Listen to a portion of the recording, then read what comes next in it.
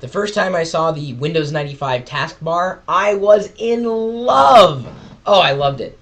And then Windows 98 came out, then Windows 2000, and Windows XP, and Windows Vista, and the taskbar really didn't change all that much. In fact, in my opinion, it got worse. Some people would disagree, but it didn't really improve any. And all that is about to change with Windows 7. I've got Windows 7 Beta Build 7000 here on my HP TouchSmart PC, and I wanted to show you a few things about the new Windows taskbar. If you're a power user, you are going to love it. If you want one reason to upgrade from Windows XP or Windows Vista, it's because of the new taskbar. It's double the height, which is important because we've got bigger screens now, and you want to fill the screen. So of course now, if you have always set your taskbar to double the height, you're already familiar with what benefits you'll gain. Now you'll have true gains by having the default taskbar at double the height. Your time and date, of course, are now stacked one on top of the other rather than just the time. The system tray icons look very clean, cleaner in this double height taskbar than they have in any other double height taskbar. But probably the most dramatic change, and you'll have to pardon my voice cracking left and right. I've been talking about Windows 7 for the past day. I'm going nuts. But I'm having fun, and that's kind of the whole idea of playing with beta software.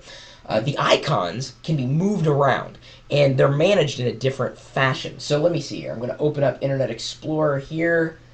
I'm going to shift-click a link to open up a new window. Let's shift-click another link to open up a new window. I'm going to click that, click this. I'm just shift-clicking all over the place. And the reason why I'm going to do this is to show you that I haven't added any new icons to my taskbar here at the bottom of the screen. Instead, the icons have stacked each other over the default icon for the application, Internet Explorer. And if I tap that or I click it, I get thumbnail previews of all of these windows. Nice, huh? Of course, I can also minimize them and still get the thumbnail previews. And if I click and hold, or essentially right-click the application icon, I get a list of, well, since it knows this is Internet Explorer, it pulls in the history from Internet Explorer and then gives me the option, further options down here. And then if let's say I don't like the position of the Internet Explorer icon, I can click and drag it all the way to the right, all the way to the left. I can open up another window here. Let's see here. That looks like a Windows Media Player. We'll move that over there. There's the Windows Explorer, and we can open up a new Windows Explorer, another Windows Explorer, and another Windows Explorer, and another Windows Explorer. And then you notice there the taskbar is not really growing. But the nice thing is again, I could click that that icon once and get thumbnail previews to go to the window that I want. Oh, I want to go to the network window. There it goes, pops right in front. Let's see here. I can right-click it, and I get the option of seeing the most frequently visited folders, or, well, let's see here, the folders it believes I've frequently visited.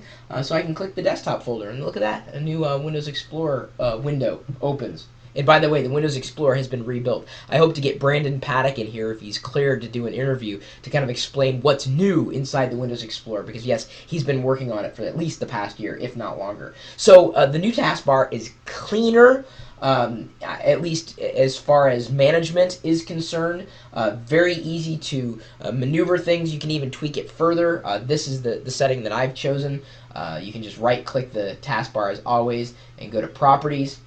And you can choose for the taskbar buttons, always combine, hide labels, combine when taskbar is full, or never combine. And never combine would likely be the behavior that you'd been used to. You can also change it to a smaller icon, auto hide the taskbar, and then of course lock the taskbar if you want to, which I believe is set by default.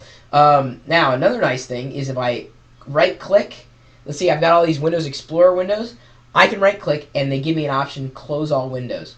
All those Windows Explorer windows are closed. So let me right-click the Internet Explorer icon here in the taskbar and choose Close All Windows. They all disappear. Oh, and then of course there's the Windows Media Player. Right-click, close window from there. I'm good to go. Another nice thing is if I right-click, let's say an icon that's in that's already open. Like let's say I had, well, let's open up something. Let's see here, All Programs. Let's open the Windows DVD Maker. I can right-click it.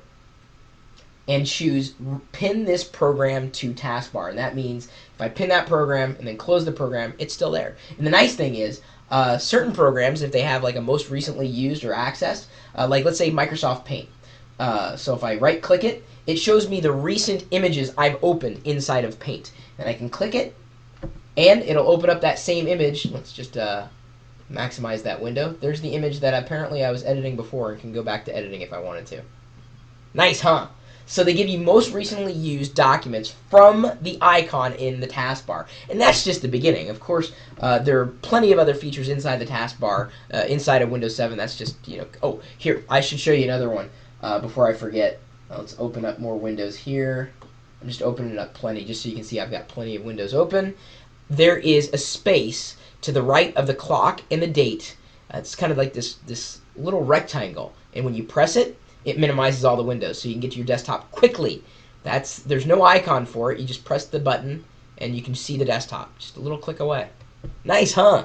So they've jam-packed it like full of features and functionality for novices and power users alike. But I think power users are really going to like it, especially the most recently used menu. That, I got to admit, is pretty cool. My email address is chris@perillo.com. Maybe you know of another cool feature inside of Windows 7 that you'd like to see highlighted. A tip or a trick, feel free to pass it along.